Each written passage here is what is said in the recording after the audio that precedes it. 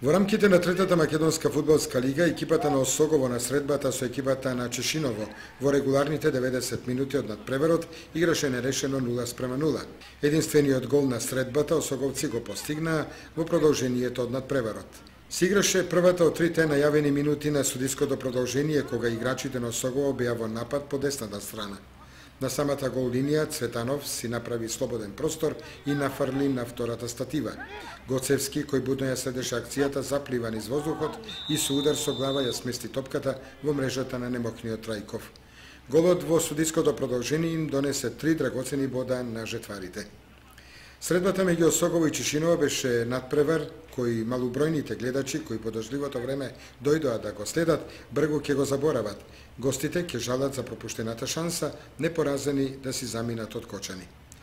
Во 29-тото коло се постигнати следните резултати. Осогово Чешиново 1:0, а Стибо Агрос Грдовци 1:3. Слога Василево 2:1, Тиверија Беласица 3:1, Плачковица Каменица Саса 4:2, Карбинци Работник 0:3, Први Мај Малеш 5:0, Рудар Тркања 1:0. Слободна беше екипата на Зрновка.